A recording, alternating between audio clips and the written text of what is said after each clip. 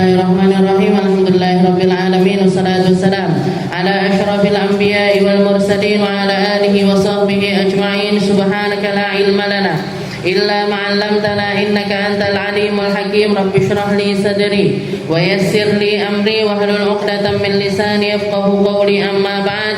Alhamdulillah ala ni'matil Islam, alhamdulillah ala ni'matil iman wa kafa biha min ni'mah. Alhamdulillah, segala puji bagi Allah Subhanahu wa taala yang memahamkan kita, mengertikan kita, menjadikan kita hamba-hamba yang mendapatkan karunia dari Allah Subhanahu wa taala lewat perkara-perkara yang datang lewat Nabi kita Nabi Muhammad sallallahu alaihi wasallam, tentang ilmunya Al-Qur'an, tentang kalimat-kalimat di dalam Al-Qur'an, tentang hikmah-hikmah yang terkandung di dalam Al-Qur'an, yang kesemuanya itu kalau kita pelajari tidak akan pernah ada habisnya.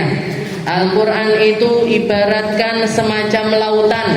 Orang dengan lautan ini posisinya macam-macam. Ada yang mereka ini datang ke laut sebagai seorang penikmat lautan, lingguh-lingguh nenggone pinggir pantai, mainan pasir, mainan kerikil, mainan keong, Ada juga yang lebih interaksinya dengan lautan, ada yang lebih dibandingkan itu, semacam para nelayan, para penyelam, Ada juga yang menyelamnya semakin dalam dan semakin dalam. Maka kita ini kalau diibaratkan interaksi kita dengan Al-Qur'an itu baru sebatas para penikmat Al-Qur'an. Orang-orang yang duduk di pinggir-pinggir pantai ngelihat indahnya lautan, tapi belum bisa menyelaminya lebih dalam. Orang-orang yang ngerti ilmunya Al-Qur'an, warasikhuna fil ilm, Allah Ta'ala mengatakan mereka-mereka yang merasakan nikmatnya iman, mereka-mereka yang ngerti tentang kapasitas Al-Qur'an adalah mereka-mereka yang mendapatkan keilmuan yang rasikh dari Allah Subhanahu wa Ta'ala. Makanya kita belajar tafsir, kita belajar tentang kalamnya para ulama tentang Al-Qur'an, biar apa? Sedikit banyak kita melihat lebih jauh lagi tentang Al-Qur'an, sehingga bisa mempelajarinya, sehingga bisa tahu tentang hikmah-hikmahnya, sehingga bisa memahami apa yang Allah Ta'ala inginkan dengan Al-Qur'an ini untuk diri kita. Sejauh mana kita bisa berubah dengan Al-Qur'an, sejauh mana kita bisa mengambil ilmu dari Al-Qur'an, sejauh mana mindset kita akan digiring oleh Al-Qur'an, itu semuanya tergantung dengan wi'auna, tergantung dengan hati-hati panjenengan semuanya. Kalau jenengan datang ke sini bawanya gelas, hatinya dipersiapkan satu gelas, maka yang terisi segelas. Kalau jenengan bawanya ember, datang ke sini bawa ember, itu ember tenanan gitu. Jadi ini ibaratkan hati kita. Kalau yang dibawa itu ember, jenengan pulang bawa ember. Jenengan kalau yang dibawa bak mandi, jenengan pulang bawa bak mandi.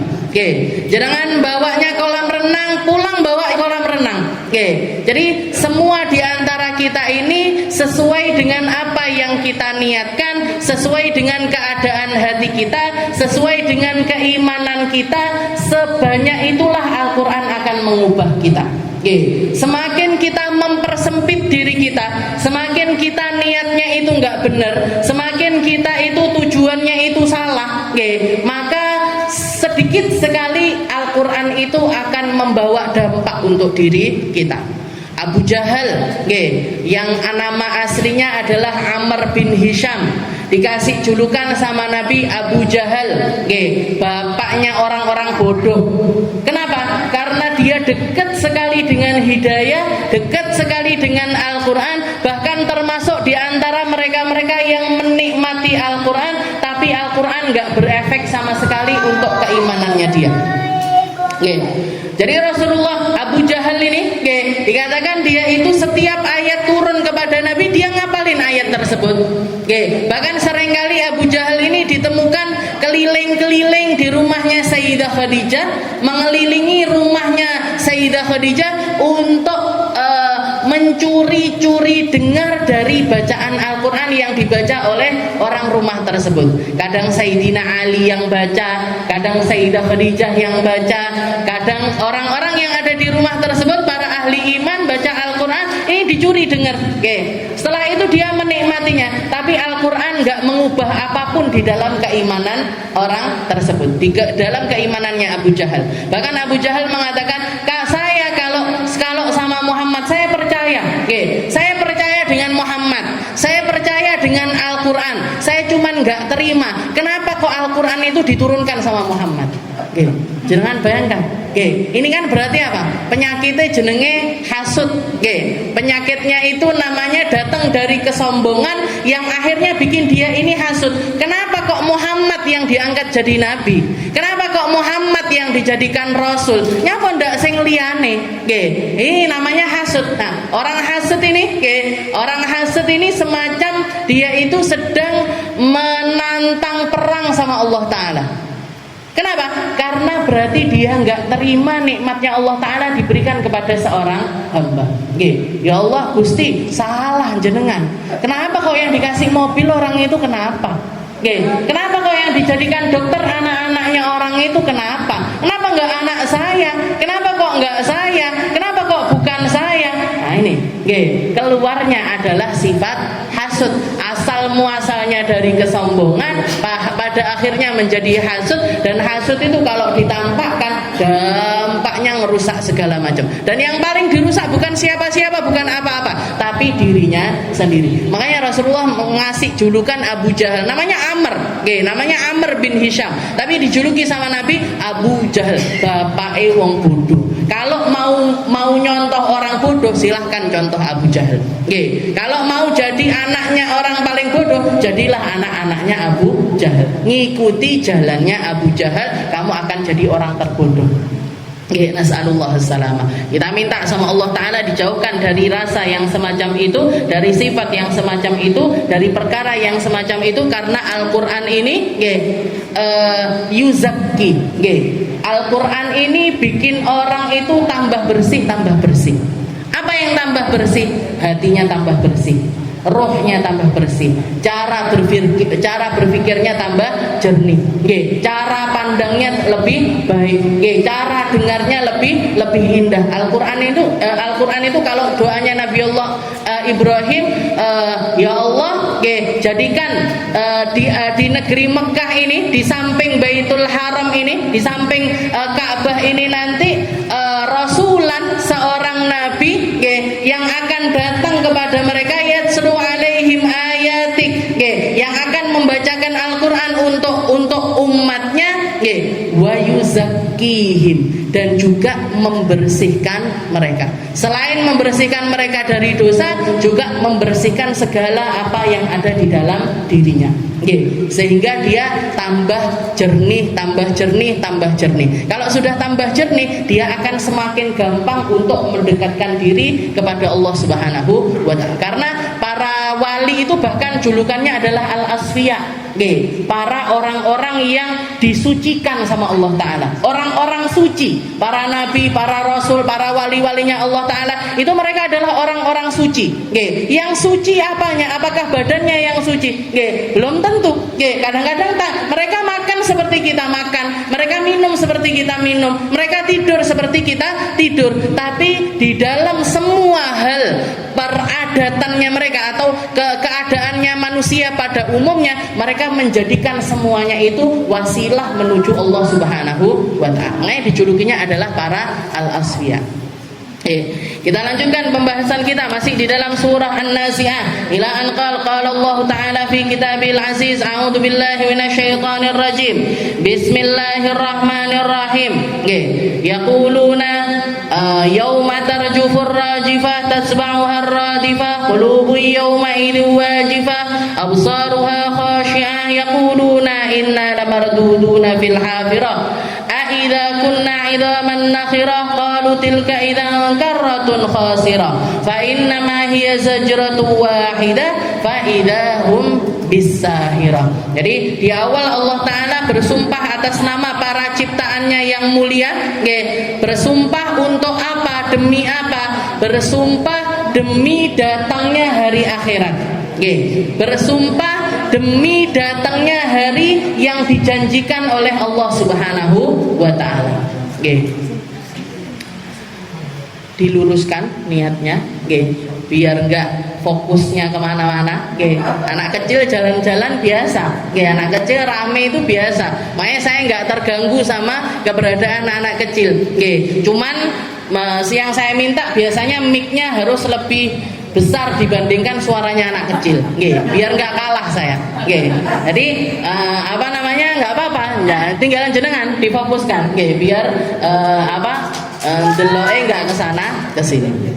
Nah, jadi dikatakan di sini yauma tarjufur rajifah tasma'uhar radifah. Kayak kemarin Allah Taala menjanjikan atas nama ciptaan-ciptaanku ini, nggih, aku akan benar-benar mendatangkan hari kiamat itu sendiri. Nggih, aku akan mendatangkan hari kiamat itu sendiri. Nggih.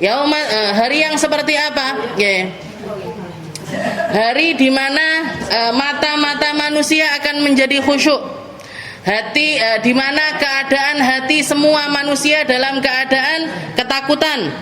Absaruha khasyah yaquluna inna lamarduduna fil hafirah. Mereka mengatakan apakah kami akan kembali dari tempat ini, tempat yang al-hafirah, kuburan itu kami dibangkitkan dari tempat yang semacam ini, aidza kunna idzaman nakhirah, padahal dulunya kami sudah menjadi tulang belulang yang hancur. Aidza kunna idzaman nakhirah qalu tilka idzan karratun khasirah. Maka mayoritas orang semuanya anggapannya sama. Qalu tilka idzan karratun khasirah. Maka ini akan menjadi sebuah pengulangan, yang pengulangan kedua ini hanya akan mendatangkan sebuah penyesalan demi penyesalan. Qalu tilka idzan karratun khasirah. Jadi hidup yang kedua ini akan penuh dengan penyesalan. Hidup saya yang kedua ini hanya akan menjadi tempat saya meratapi seluruh apa yang pernah saya kerjakan selama di alam dunia. Jadi kata manusia pada qalu tilka idzan karratun khasirah. Kalau ini memang diulangi, kalau kehidupan ini memang menjadi sebuah pengulangan, maka pengulangan kali ini hanya akan mendatangkan penyesalan demi penyesalan. Kenapa? Karena semua orang menyesal hari itu. Karena semua orang merasa bahwasanya ya Allah, kenapa aku dulu begini? Kenapa masa mudaku seperti ini? Kenapa di saat aku menikah begini? Kenapa aku mendidik? Semuanya hatinya penuh dengan penyesalan. Bahkan para nabi, para rasul, orang-orang mulia sekalipun, mereka semuanya enggak luput dari rasa sesal tersebut. Qalu tilka idzan karratun khasirah. Kalau ini memang raja'atus tsaniyah, kalau ini memang adalah hari kehidupan kita yang kedua, maka ini adalah tempat yang akan membuat kami ini penuh dengan penyesalan. Fa inna ma hiya zajratu wahidah fa idza bisahirah. Dan saat itu Allah Taala hanya perlu untuk melakukan saya maunya seperti ini maka terjadi. Kalau Allah Ta'ala mengatakan di dalam Al-Quran kehidupannya manusia serta hari kebangkitan, itu adalah sebuah keniscayaan bagi Allah Ta'ala. Itu adalah sesuatu yang sangat-sangat gampang, sangat-sangat ringan untuk Allah Subhanahu wa Ta'ala. Dan walaupun gak semua orang bisa merasakan rasa tersebut, kita bisa mempelajarinya lewat apa yang pernah dilalui para Nabi, para Rasul. Ketika Nabi Allah Ibrahim ini memerlukan sesuatu di dalam dirinya, memiliki perasaan bahwasanya saya harus mencari rasa tersebut. Saya harus mencari rasa sampai saya mendapatkan sebuah keyakinan. Keyakinan atas apa? Keyakinan atas Allah Subhanahu wa Ta'ala. Beliau mengatakan tentang keadaan hari akhirat yang diceritakan sama Allah Ta'ala. Tentang hari akhirat yang diceritakan sama Allah Ta'ala, Nabi Allah Ibrahim mengatakan, ya Rabb, ya Allah, arini kaifa tuhyil mauta. Ya Allah, perlihat, Engkau menjanjikan nanti kami akan dihidupkan kembali. Engkau menjanjikan kami akan dibangkitkan kembali. Engkau menjanjikan kami akan tumbuh kembali dari ketidakadaan. Setelah mati, setelah hancur, setelah itu Engkau akan membangkitkan. Hari ini tunjukkan kepadaku bagaimana cara Engkau menghidupkan sesuatu yang sudah mati. Katanya Allah Ta'ala, awalam tu'min, apa kamu nggak beriman kepadaku wahai Ibrahim? Apakah kamu nggak percaya kepadaku wahai Ibrahim? Katanya Nabi Ibrahim, bala, percaya ya Allah. Walakin litatma'inna qalbi, tapi saya perlu hati saya ini tenang dengan rasa tersebut. Saya ini perlu dapat keyakinan yang sampai bikin saya ini, oh iya, tiba-tiba tenang. Ya Allah, benar caranya semacam ini. Ya Allah, benar Engkau melakukannya dengan model semacam ini. Maka beliau minta dari Allah Ta'ala litatma'inna qalbi. Dan ini sesuatu yang kita perlukan di dalam hidup kita. Jenengan datang ngaji, jenengan datang ke pengajian, jenengan datang untuk talabul ilm. Di sini bahas fikih, di sini bahas tauhid, di sini bahas tentang tafsir, di sini bahas sirah. Kita bahas semua ilmu-ilmu tersebut yang semuanya adalah ilmu dari Rasulullah SAW. Yang kita maksudkan ini apa? Ini loh yang kita cari. Bala, kami percaya ya Allah. Tapi itminan, tapi ketenangan hati saya, sukunul qalb. Ketenangan itu apa sih? Sukunul qalb, diamnya hati. Ndak gogreh dimakan zaman, nggak gogreh dimakan lingkungan, ndak gogreh dengan hal apapun. Nggak gampang terguncang. Biar hati saya ini nggak gampang terguncang ya Allah. Karena saya hidup ini butuh pegangan. Karena saya hidup ini butuh sandaran. Maka saya butuh sesuatu kekuatan yang bikin hidup saya ini bukan hidup saya ini nggak mungkin tenang. Nggak ada di antara jenengan hidup tenang ini nggak mungkin. Bahkan sekarang pun nggak tenang. Enek sing pikirane jemuran, enek sing pikirane kesana kemari dan lain sebagainya. Bahkan di tempat semacam ini pun kita ini masih ke sana kemari pikiran. Jadi hidup kita ini nggak mungkin tenang. Jangan mengharapkan hidup tenang itu nggak ada. Jangan mengharapkan hidup ideal itu nggak ada. Jangan mengharapkan hidup tanpa masalah, itu kemustahilan. Itu adalah sebuah kemustahilan. Karena bahkan orang-orang paling mulia pun diuji sama Allah Ta'ala dengan ujian yang luar biasa. Hidup bahkan orang-orang paling mulia itu orang-orang yang paling nggak pernah tenang hidupnya. Jadi musibah demi musibah, acara demi acara, dakwah demi dakwah, jihad demi jihad. Jadi kehidupannya itu semacam itu. Kalau jenengan baca kisahnya Rasulullah SAW, Nabi Muhammad setelah ditinggal istrinya Sayyidah Khadijah, baru beliau nikah. Baru beliau menikah setelah hampir lebih dari 25 tahun beliau setia dengan satu orang istri. Malah justru di akhir usianya beliau nikah sama perempuan macam-macam. Dari kalangan Yahudi ada, dari kalangan Nasrani ada, dari kalangan ibu-ibu sepuh ada, dari kalangan anak muda yang sangat belia sekali juga ada, macam-macam. Dan itu terjadi di 10 tahun terakhirnya Rasulullah SAW. Beliau menikah sama sekitar 11 perempuan. 10 yang diperistri, 1 yang menjadi budak. Bayangkan dalam 10 tahun terakhir nikah sama 10 orang. Berarti kan setahun sekali. Kalau dilogikakan setahun sekali. Bahkan Sayyidah Aisyah itu Rasulullah nikah sama Sayyidah Aisyah. Nikah sama Sayyidah Aisyah, dapat 1 bulan nikah sama Sayyidah Saudah. Dan dengan perbedaan usia yang luar biasa. Sayyidah Aisyah waktu itu umurnya baru 7 tahun atau 8 tahun. Nanti baru ketika di Madinah umurnya Sayyidah Aisyah 9 tahun 10 tahun baru serumah sama Rasul. Tapi habis pernikahannya dengan Sayyidah Aisyah, beliau nikah sebulan kemudian nikah sama Sayyidah Saudah. Sayyidah Saudah ini perempuan umur berapa? Sepantaran sama Nabi, sekitar umur 50 tahun. Ini orang kalau logikanya, Rasulullah bernikah karo cah enom banget, habis itu nikah sama orang tua sekali. Nggih, ada apa ini? Kenapa ini? Nggih, makanya nggak logika kalau Rasulullah itu mengatakan, oh Rasulullah nikah itu karena nafsunya. Enggak. Tapi semuanya karena perintah dari Allah Subhanahu wa taala. Allah taala ingin nitipkan hidayah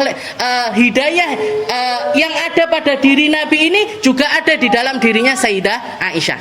Hidayah yang ada di dalam dirinya Nabi, cahaya yang ada di dalam dirinya Nabi, Allah taala juga pengen ada di dalam dirinya Sayyidah Saudah. Ada lagi di dalam istri yang ini, ada lagi di dalam istri yang ini, sehingga kita bisa belajar dari semua istri-istrinya Rasulullah Shallallahu Alaihi Wasallam. Jadi nggak ada. Dan orang punya istri satu, jenengan tekoi sama semua bapak-bapak, duwe bojo siji masalah apa ndak? Masalah. Punya istri satu itu sudah masalah. Lah kok loro, lah kok telu, lah kok papat, kui jenenge kulaan masalah. Jadi bapak-bapak itu ketika nikah banyak, jadi berarti apa? Bukan cuman enak aja dia, tapi dia sedang kulaan masalah. Yang ini mintanya gini, semua orang beda-beda kriterianya, keadaannya dan lain sebagainya. Jadi Rasulullah SAW hidup dengan cara semacam itu, nggak pernah tenang hidupnya Nabi. Makanya jenengan nggak ngarepin hidup tenang itu nggak mungkin, mustahil. Saya hidup tenang itu mustahil. Tapi yang bisa kita raih adalah itminanul qalb. Jadi tenangnya hati ini loh yang harus kita cari.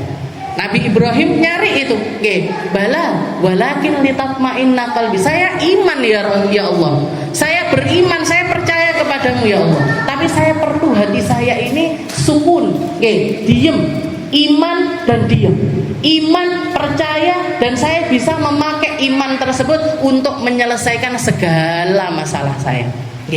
Akhirnya apa? Allah Ta'ala memerintahkan kepada Nabi Allah Ibrahim, fakhud arba'atan minat tair fasurhunna ilaika thumma ja'al ala kulli jabalin minhunna juz'an thumma du'uhunna ya'tunaka sa'ya.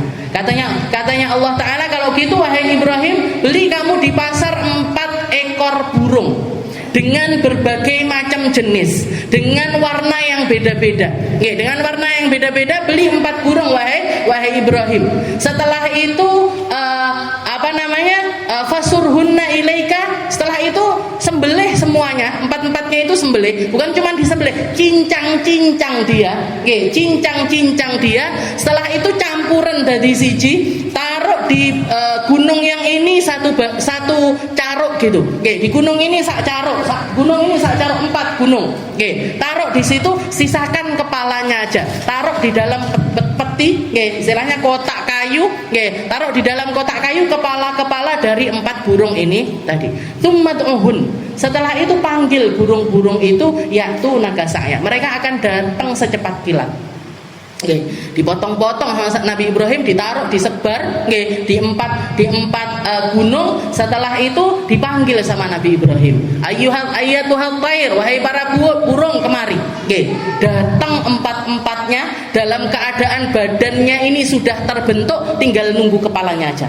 Jadi ngepakkan sayapnya di depan Nabi Allah Ibrahim, karena nggak bisa, kepalanya ada di dalam kotak. Jadi mereka ngepakkan sayapnya di depan Nabi Allah Ibrahim, tanpa tertukar satupun bulu mereka, tanpa tertukar satupun warna mereka, tanpa tertukar iki sikile iki kudune neng kene, iki sikile iki kudune neng kene, nggak ketukar sama sekali. Mereka ngepakkan sayapnya di depan Nabi Allah Ibrahim. Begitu dibuka kotaknya sama Nabi Ibrahim, langsung satu persatu nancepkan badannya ke kepala mereka masing-masing.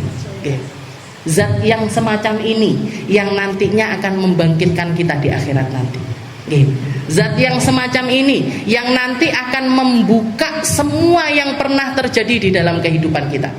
Sirruna wa alaniyatuna, yang nampak dari kita ditampakkan sama Allah Ta'ala, yang gak nampak di dalam hati kita juga ditampakkan sama Allah Ta'ala.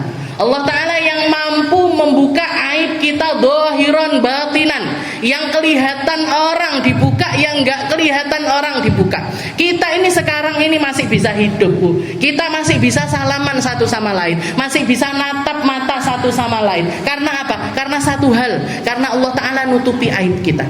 Jenengan kalau tahu aib-aib saya, jenengan kalau tahu yang terlintas di dalam hati saya, jenengan kalau tahu jalan pikiran saya, nggak kira mau ngelihat saya, nggak kira mau duduk di majelis saya, nggak kira mau menghormati saya. Kenapa? Karena saking buruknya. Karena ini ketika kita dibuka aib kita, nggak usah banyak-banyak, satu aja. Kalau Allah Ta'ala pengen buka aibnya satu orang, kalau Allah Ta'ala pengen yufshisir, pengen buka, pengen menghinakan orang, dibuka satu aibnya dia, habis sudah. Harga dirinya di depan manusia itu habis. Maka kita masih bertahan sampai sekarang ini karena ditutupi aib kita sama Allah Subhanahu wa Ta'ala. Tapi di akhirat Allah Ta'ala buka semuanya. Dibuka, dipampang, diperlihatkan, diperdengarkan di depan manusia dari mulai zamannya Nabi Allah Adam sampai akhir zaman. Dan ingatan di hari tersebut gak akan bisa lepas. Jadi orang ketika tiba-tiba wong iki ngene. Sadah Aminah tiba-tiba mek iso ngomong tok. Sadah mek ngaji ngalor ngidul ngetan ngulang tiba-tiba enggak ada isinya sama sekali, enggak berdampak untuk dirinya. Ternyata aibnya luar biasa, ternyata salahnya banyak sekali, ternyata dosanya macam-macam. Semua orang akan ingat dengan semua yang terjadi di halayak ramai pada waktu itu. Kayak yang mau dibuka sama Allah Ta'ala, yang mau ditutupi sama Allah Ta'ala. Yang ditutupi ini siapa? Yang ditutupi ini adalah para pendosa yang sampai akhir menutupi dosanya, merasa malu dengan dosanya, naubati dosanya, minta ampun sama Allah Ta'ala. Maka katanya Allah Ta'ala, wahai hambaku, kamu bermaksiat kepadaku di hari ini, jam ini, sama orang ini, kamu minta ampun di saat ini, kamu menyesali dosamu pada saat itu, maka sebagaimana aku tutupi aibmu di dunia, sekarang aku tutupi juga aibmu di akhirat. Ada orang-orang yang diperlakukan sama Allah Ta'ala model semacam ini tuh. Ketika diinterview satu persatu, ketika sama Allah Ta'ala dibuka, hanya berdua sama Allah Ta'ala saja, tapi orang tersebut nggak dipermalukan di depan halayak ramai. Yauma tarjufur rajul tilka idzan karratun khasirah fa innama hiya zajratun. Hanya cukup dengan satu kali sangkakala, hanya cukup dengan pertanda satu tiupan sangkakala, maka hari kiamat itu akan terjadi. Istilahnya mahsyar ready. Manusianya sudah hidup kembali, gak ketukar, rohnya ini ketukar di jasadnya orang ini, badannya orang ini dimasuki sama rohnya ini, enggak. Semuanya masing-masing berada ke tempatnya masing-masing untuk mempertanggungjawabkan setiap amal. Fa inna ma hiya zajaratu wahidah fa idahum bisahirah. Hanya cukup dengan satu tiupan sangkakala, tahu-tahu mereka sudah ada di padang mahsyar. Jadi as-sahirah itu seperti yang minggu lalu juga kita bahas, as-sahirah itu bahasa Arab dari mata yang melek, mata yang melek. Yang pertama para ulama menafsirkan as-sahirah itu adalah tempat yang gini. Jadi dunia ini, kita selama hidup di dunia, mata kita ini dibikin sama Allah Ta'ala bisa merem, bisa melek. Ada saat kita tidur, ada saat kita terjaga, ada saat kita sadar, ada saat kita nggak sadar. Nah ini untuk kehidupan di dunia itu dibikin sama Allah Ta'ala semacam itu. Tapi alam akhirat hanya dibikin sama Allah Ta'ala untuk orang terjaga. Manusia di situ hanya kenal terjaga, hanya kenal bangun, nggak kenal tidur. Hanya kenal sadar, nggak kenal nggak sadar.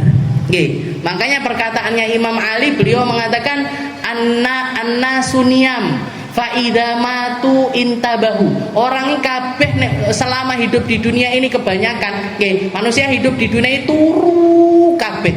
Kenapa? Karena nggak sadar-sadar.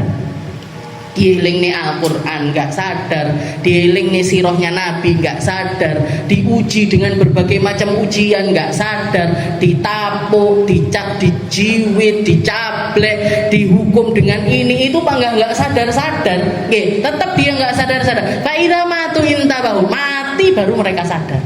Mati baru mereka melek. Nggih. Dan akhirat itu adalah faidahum bisahirah. Hari di mana semua orang melek, semua orang sadar. Nggih. Jadi nggak ada lagi tidur di akhirat, itu nggak ada. Nggih. Tidur di akhirat itu faidah. Jadi yang pertama mengatakan ardul mahsyar hiya sahirah. Oke, jadi yang namanya sahirah ini apa? Sahirah ini ya padang mahsyar itu sendiri.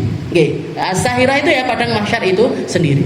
Juga ada yang mengatakan as-sahirah. Oke, as-sahirah itu adalah wadi. Oke, jadi satu lembah yang terletak di antara dua gunung di dekatnya Baitul Maqdis.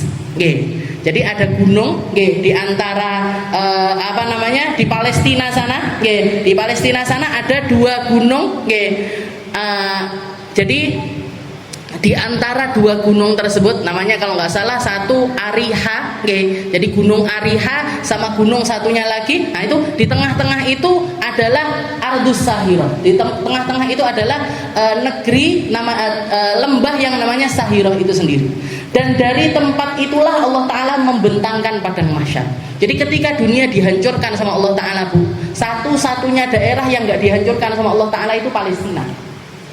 Makanya orang-orang mengatakan padang mahsyar itu asal nanti kita ini ketika di alam akhirat dikumpulkan di mana? Dikumpulkan semuanya di Palestina.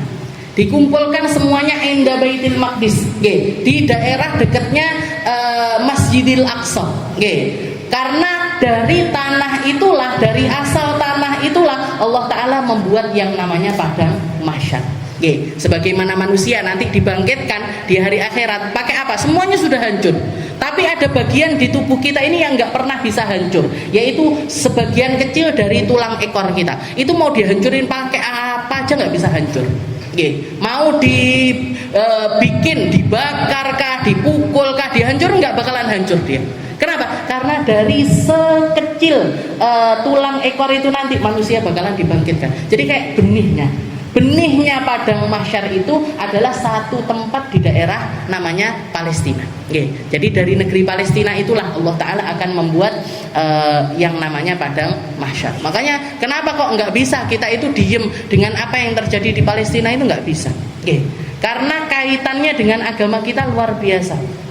Jadi masuk di dalam hal-hal yang ranahnya itu keimanan. Ketika kita perhatian kita nambah dengan Palestina, bukan cuma tentang perhatian antara manusia aja, enggak. Tapi ada yang naik level juga di dalam keimanan kita ketika kita interaksi dengan Palestina. Enggak sama daerah-daerah yang lain, enggak sama dengan konflik-konflik yang lain, enggak sama dengan hal-hal yang terjadi peperangan-peperangan di tempat yang lainnya, enggak bisa sama. Peperangan yang ada di Palestina itu menjadi hal-hal yang sangkut pautannya itu adalah keimanan kita masing-masing. Faidahum bisahirah. Hal ataka hadithu Musa idh nadahu rabbuhu bil wadil muqaddasi tuwa idhhab ila fir'auna innahu tagha. Setelah itu Allah Ta'ala pengen cerita. Jadi alam akhirat, kamu perlu mengimani alam akhirat. Hari kebangkitan, kamu perlu untuk mengimani hari kebangkitan. Malaikat-malaikat pencabut nyawa, kamu perlu untuk mengimani keberadaan mereka. Perlu kita mengimani semua itu. Setelah itu Allah Ta'ala ingin menceritakan kepada kita tentang kisah-kisah terdahulu. Karena apa? Karena ketika kamu belajar dengan apa yang terjadi di zaman dulu, kamu akan bisa mempercayai semua yang aku ceritakan itu tadi dengan keyakinan yang lebih pasti. Hal ataka hadithu Musa, katanya Allah Ta'ala, bukankah telah sampai kepadamu tentang percakapannya Musa? Bukankah telah sampai kepadamu tentang kisahnya Nabi Allah Musa? Bukankah telah sampai kepadamu tentang apa yang terjadi kepada hambaku yang namanya Musa? Allah Ta'ala itu, Bu, kalau cerita di dalam Al-Quran, kalau cerita di dalam Al-Quran terus nggak nyebut nama secara personal, nggak nyebut nama secara personal, maka berarti jumlah dari hal tersebut itu banyak sekali dan akan terus-terusan berulang. Jadi makhluk itu tadi atau manusia itu tadi, jenis itu tadi akan ada terus menerus, jumlahnya itu banyak dan akan menjadi sesuatu yang berulang. Seperti ketika Allah Ta'ala mengatakan di dalam Al-Quran, qalatil a'rabu amanna. Orang-orang Arab itu, orang-orang Jazirah Arab, ketika mereka beriman kepada Nabi Muhammad SAW, mereka mengatakan amanna, kami sudah beriman wahai Muhammad. Kami sudah beriman. Maka ditegur sama Allah Ta'ala, jangan katakan kalau kalian itu sudah beriman, walakin qulu aslamna, tapi katakan kami ini adalah orang Islam. Walamma yadkhulul imanu fi qulubihim, nanti tunggu sampai di saat-saat kamu nambahi jumlah salat rakaatmu, kamu nambahi peribadatan puasamu, kamu nambahi dengan sedekahmu, kamu nambahi dengan hajimu, umrahmu, dengan semua hal-hal yang menjadi rukun Islam. Islam itu kan syahadat, salat, zakat, puasa, haji. Ini amaliyahnya orang Islam. Ini ibadahnya orang Islam, tapi belum tentu iman. Tapi ini semuanya kalau kamu usahakan, kalau kamu belajar terus, kalau kamu renungi terus, kalau kamu mengistiqomahi terus, nanti bakalan masuk iman di dalam diri. Kamu sholat bukan cuman untuk gugurin kewajiban sholat, tapi kamu jadi penikmat sholat. Kamu baca Al-Quran bukan cuma sekedar jadi bacaan aja, katam neh, enggak, tapi bisa merasakan lezatnya baca Al-Quran. Di situ itu pertanda kalau iman itu sudah masuk. Jadi ketika kamu baru masuk Islam, mungkin kalau sekarang ini yang kita yang ada di lingkungan orang Islam, lahir dari orang tua semuanya muslimin, ada di komunitas keluarga juga semuanya orang Islam. Jangan lihat ketika kita masih kecil atau anak-anak kita, kita didik dengan perkara-perkara Islam dulu. Dikenalkan sama syahadat, dikenalkan sholat, puasa, zakat, diangen-angen mereka untuk berangkat haji. Meskipun belum wajib berangkat haji, tapi dikasih angan-angan untuk berangkat haji. Nabung ya, nanti di budal kaji. Nabung ya, nanti kalau ada rezeki kita berangkat umrah bareng-bareng misalkan. Jadi ditanami perkara-perkara Islam biar apa? Biar nanti suatu saat iman itu masuk ke dalam dirinya. Anak-anak kita umur 9 tahun, umur 10 tahun kita wajibkan mereka untuk jilbaban. Mungkin banyak di antara mereka, nyapa Tommy kok dadak jilbaban.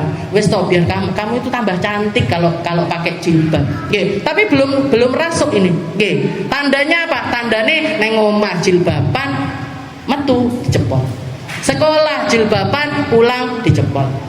Ngaji di jilbaban, ke pantai dicepot. Gitu. Nah, ini kan banyak terjadi. Bahkan nggak cuma anak muda, orang tua juga banyak. Jadi kayak pengajian jilbaban rapi sampai ke dengkul jilbabnya. Begitu ke pantai, you can see me. Kamu bisa ngelihat aku apa? Kelekku iso mok delok, udelku iso mok delok, pupuku iso mok delok, sikilku iso mok delok. You can see katanya. Jadi, ini kostumnya beda. Kan beda Ustazah, di pantai beda lah kostumnya, sama kondangan beda lagi. Ngaji beda neh.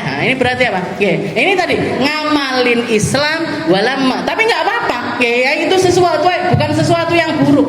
Berarti dia masih mengusahakan Islamnya. Jangan dicemooh, jangan direndahkan, jangan dianggap sebagai orang yang hina dan lain sebagainya. Jangan. Tapi walamma yadkhulul iman. Itu nanti rasa itu kalau jenengan openi bakalan masuk itu rasa iman. Sehingga apa? Jilbab ini menjadi sebuah kebutuhan kita. Sebagai bentuk pengabdian saya sebagai seorang perempuan kepada Allah Subhanahu wa taala, bukan kepada makhluk, bukan karena takut guru, bukan karena suruhan suami, bukan karena suruhan orang tua, enggak, tapi ini menjadi bentuk pengabdian saya kepada Allah Subhanahu wa taala. Walamma yadkhulul iman. Nah, ini terulang ini. Dan terjadi di semua manusia. Terjadi di semua manusia. Itu kalau Allah Ta'ala menceritakan tanpa nama, tanpa istilahnya embel-embel apapun, nah itu berarti sesuatu yang bakalan banyak terjadi. Tapi kalau sudah pakai nama, hal ataka hadithu Musa, ketika datang kepadamu tentang perkaranya Nabi Allah Musa, berarti ini Musa siapa ini? Dudu Musa tonggone jenengan, dudu Musa Ustadz di mana gitu misalkan, atau Musa siapa, bukan. Tapi Musa yang diutus sama Allah Ta'ala di zamannya Fir'aun, gandengan sama kakaknya namanya Harun untuk mendakwai kesombongan, keangkuhan Fir'aun. Jadi satu orang. Atau misalkan Allah Ta'ala mengatakan, nyeritakan tentang Sayyidah Maryam, wa Maryam ibnata Imran allati ahsanat farjaha fanafakhna fihi mir ruhina. Ketika Allah Ta'ala, ada seorang perempuan, Allah Ta'ala nyeritakan di dalam Al-Quran, ada seorang perempuan namanya Maryam, putrinya Imran. Putrinya Imran, dia itu adalah perempuan yang sangat menjaga kemaluannya, tapi Allah Ta'ala meniupkan ruh ke dalam rahim perempuan tersebut, karena Allah Ta'ala berkehendak dari rahim Maryam ini akan lahir seorang manusia mulia namanya Isa ibnu Maryam. Isa putranya Maryam. Maka itu kejadian yang semacam ini hanya terjadi pada Sayyidah Maryam putranya Imran. Duduk Maryam tonggone jenengan. Jadi kalau ada orang perempuan zaman sekarang, saya hamil, nggak pakai dipegang sama laki-laki. Nama saya Maryam loh. Allah Ta'ala bilang bahwa Maryam, abah saya namanya juga Imran misalkan. Saya namanya Maryam, abah bapak saya namanya Imran. Katanya Allah Ta'ala, ahsanat farja fanafakhna fihi mir ruhina. Allah Ta'ala niupkan ruh. Ini cucuk-cucuk saya hamil. Ini ngapusi. Jadi kejadian ini ya hanya terjadi kepada Sayyidah Maryam putranya Imran, dan lahir nanti anaknya ada udah lahir. Jadi lahir seorang putra yang mulia namanya Isa bin Maryam. Jadi satu-satunya Isa bin Maryam itu ya Nabiullah Isa. Gak ada Isa yang lain, gak ada Maryam yang lain, gak ada Musa yang lain, gak ada Ibrahim yang lain. Jadi kalau Allah Ta'ala nyeritakan di dalam Al-Quran tentang personal nama, maka itu hanya terjadi pada orang tersebut. Gak akan terulang lagi. Gak akan kejadian di manusia manapun.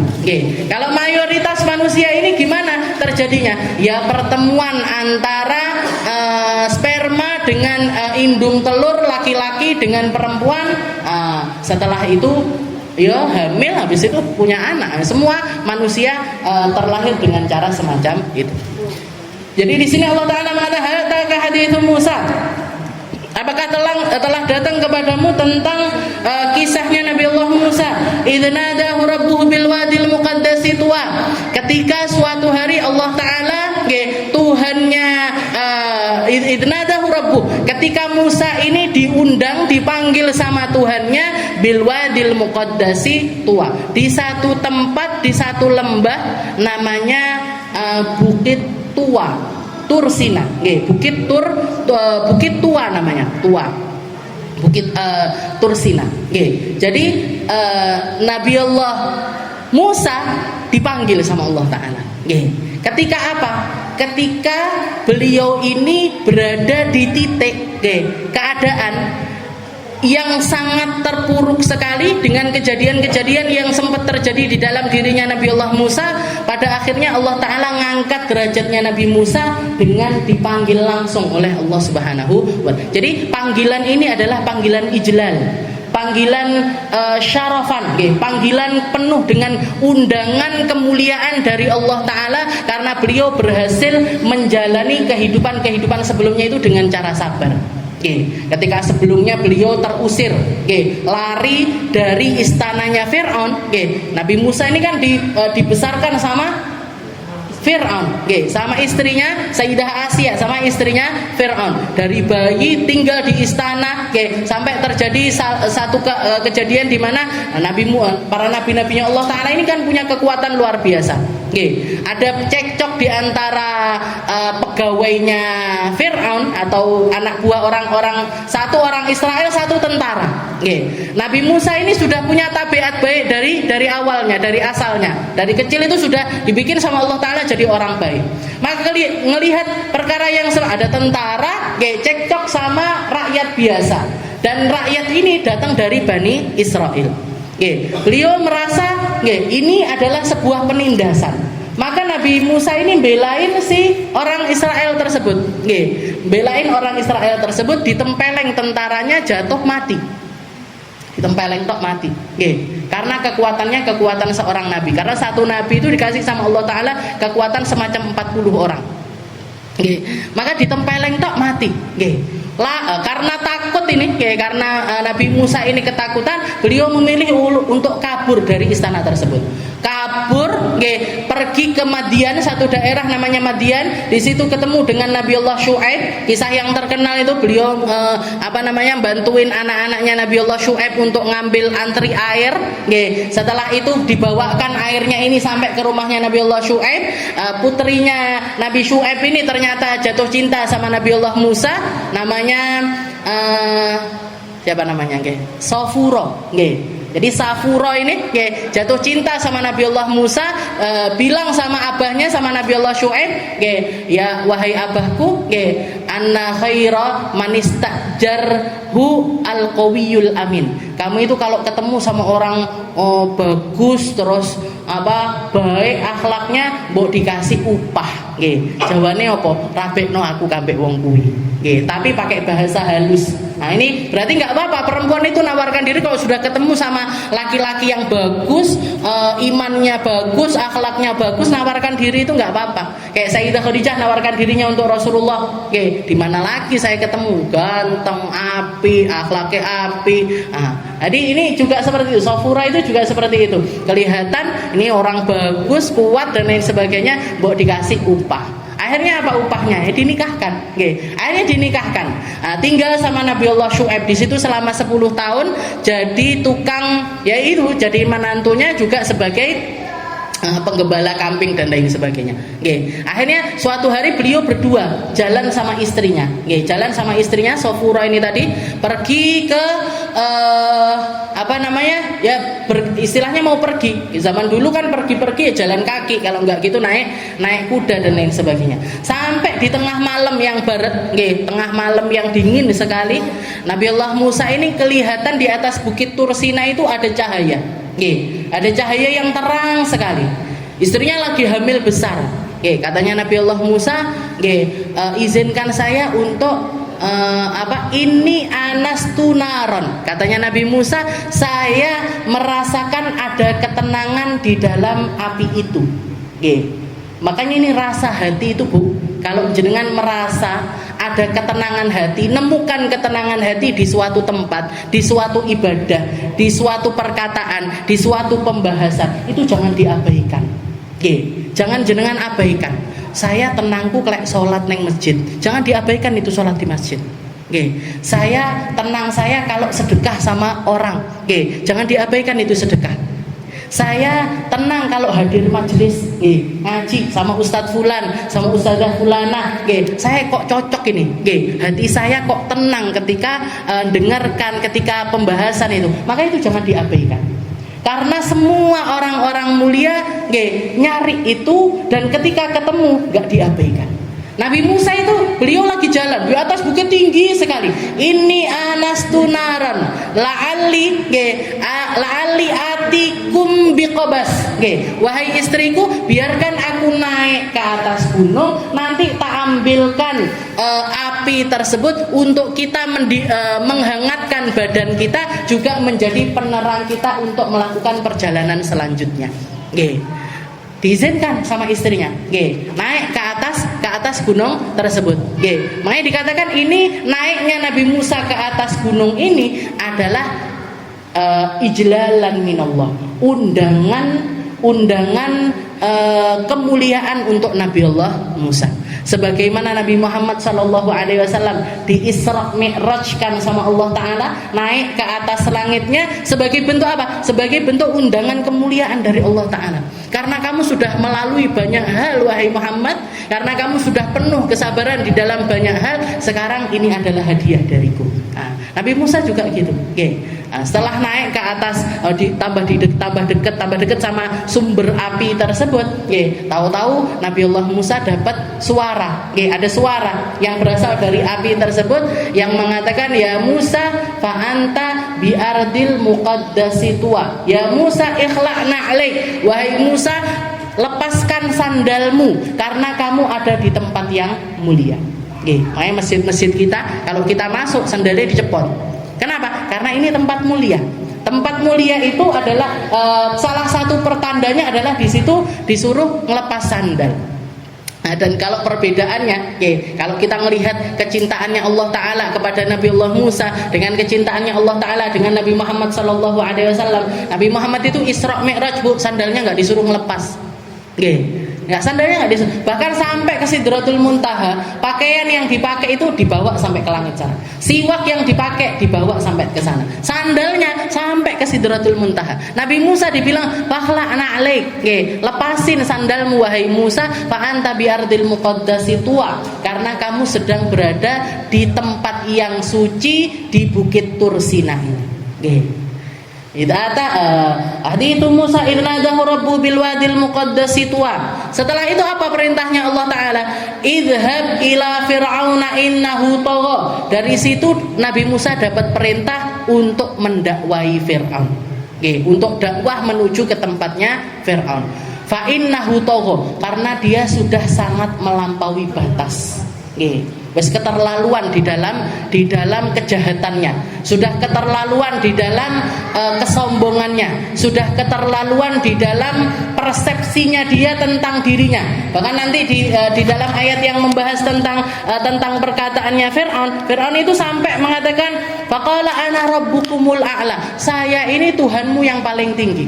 Dikatakan ketika Fir'aun ngomong kayak gini, Bu, iblis saja lari. Iblis, setan melayu. Kata gedek-gedek bareng ngono.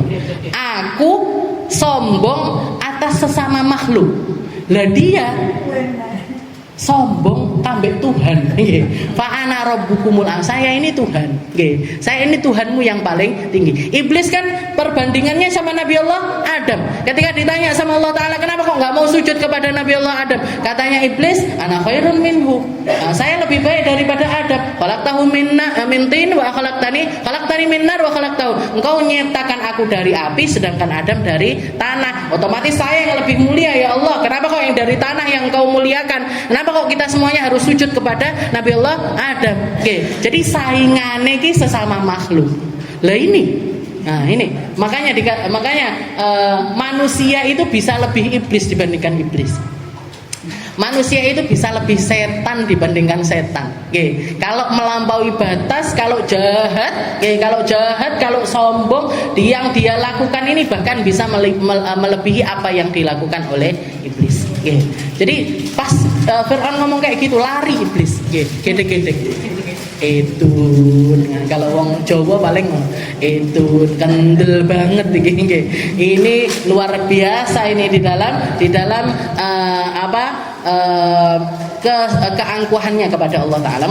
Makanya bahasanya Allah Ta'ala, idhab ila fir'aun innahu tagha, pergilah kamu menuju Fir'aun wahai Musa, karena dia sudah sangat melampaui batas.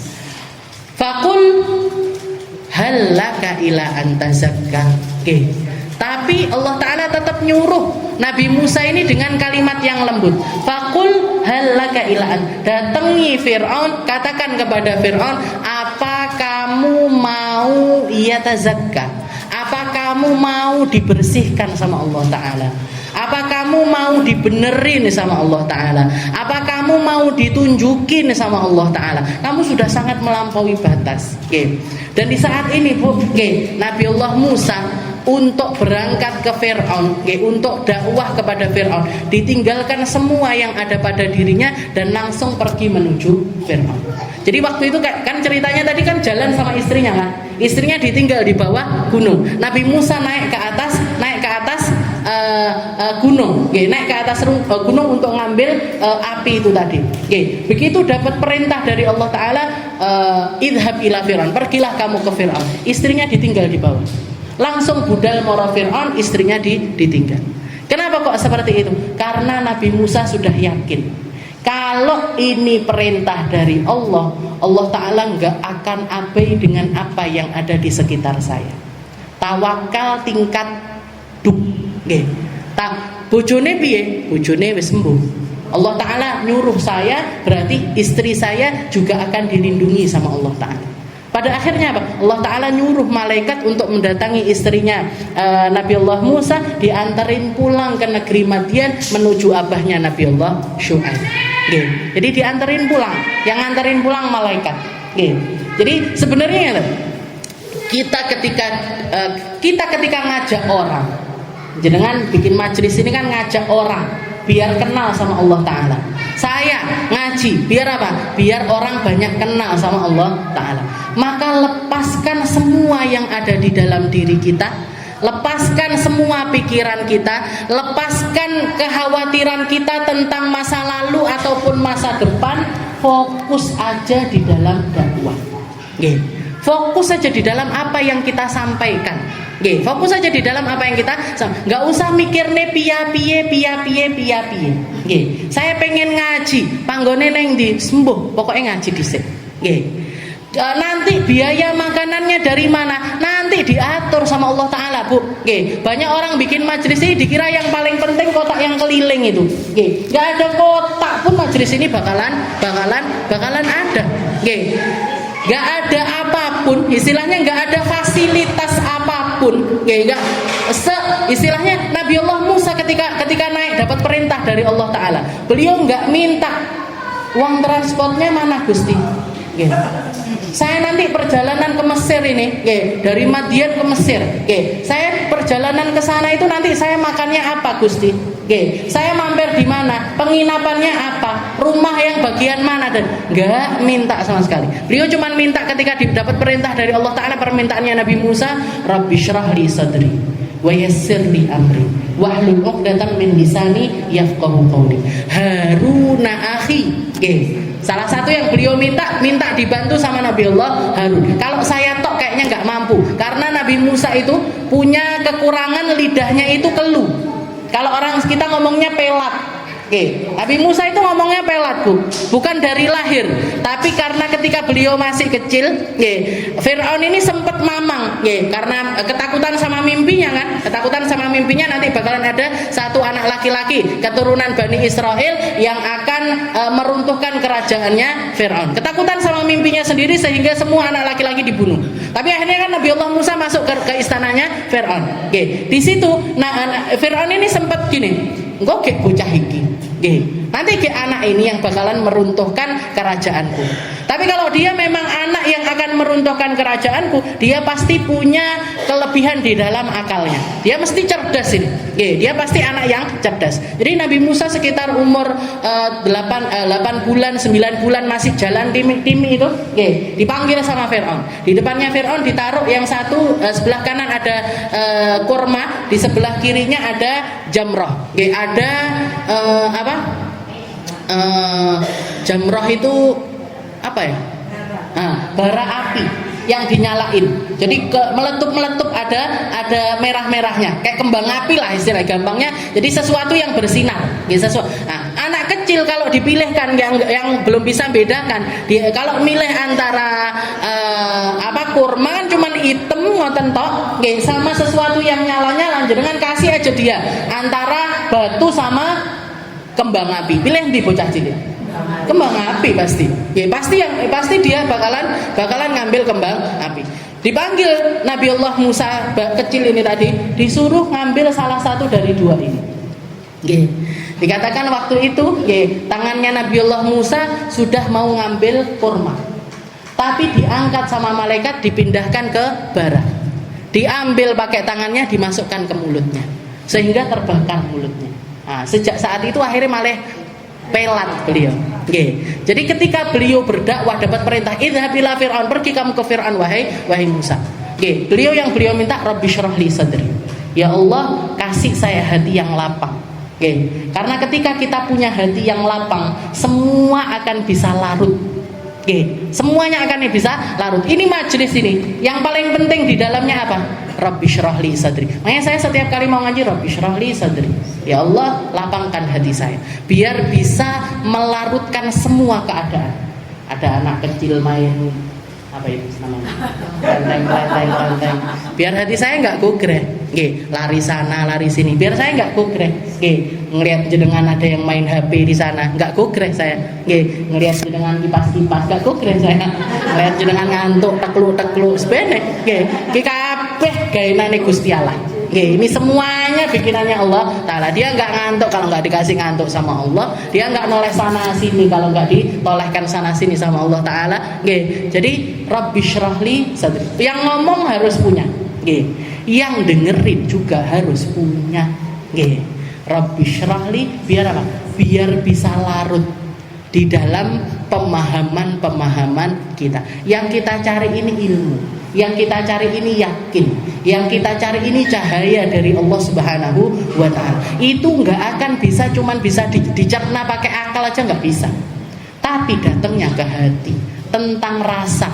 Oke, kita belajar sabar, tapi tetap gak iso sabar Bu, jenengan keluar dari sini kalau sifat sabar itu nggak jenengan larutkan di dalam hati.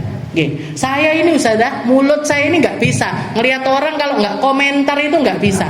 Jangan belajar tentang ngomong yang baik. Ini ilmunya ini ada, ini ilmunya sudah ada, sudah tahu kita. Oke, tapi nggak akan bisa kita amalkan kalau ilmu itu nggak larut ke dalam hati kita.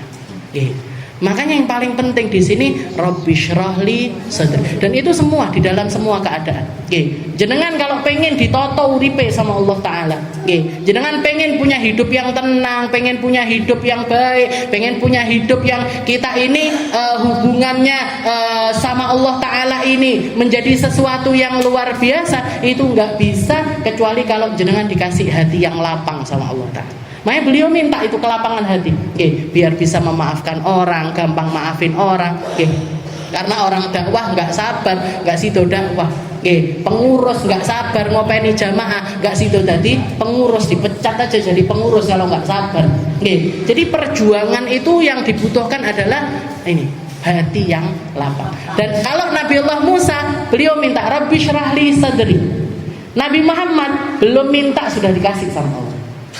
Makanya Nabi kita itu tetap menang sama nabi-nabi yang lain, itu selalu menang. Allah Ta'ala mengatakan alam nasyrah laka sadrak.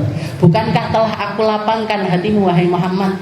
Meskipun ujianmu itu bertubi-tubi, tapi kamu tak kasih hati yang lapang, kamu tak kasih hati yang nerimo, kamu tak kasih ilmu yang luas, kamu tak kasih emosi yang stabil, tak kasih. Alam nasyrah laka sadrak, wa wada'na anka wizrak. Dosamu sudah aku ampunkan. Belum minta ampun, Nabi Muhammad itu sudah diampuni. Belum minta ampun sudah diampuni sama Allah Ta'ala. Kalau Nabi Musa butuh untuk minta, kita butuh untuk minta. Alam Rabbi syrahli sadri wa yassirli amri. Gampangkan urusan saya ya Allah. Nanti ke depannya ini saya nggak ngerti. Turun dari gunung ini saya nggak ngerti. Nanti apa yang akan saya hadapi, manusia macam apa, perkataan seperti apa, jawaban seperti apa, tentara yang bagaimana, saya nggak ngerti. Wa yassirli amri wahlul 'uqdatan min lisani yafqahu qawli. Dan lepaskan ini, apa yang ikatan-ikatan di mulut saya ini, lepaskan ya Allah, biar dia yang saya dakwai ngerti sama apa yang saya katakan. Apa nggak takut Ustazah ketika dakwah modal nekat kayak gitu, itu apa nggak takut? Takut. Dan itu diutarakan sama Nabi Allah Musa. Rabbana innana nakhaf. Ya Allah, kita takut, saya sama Harun ini takut mau mendatangi Fir'aun.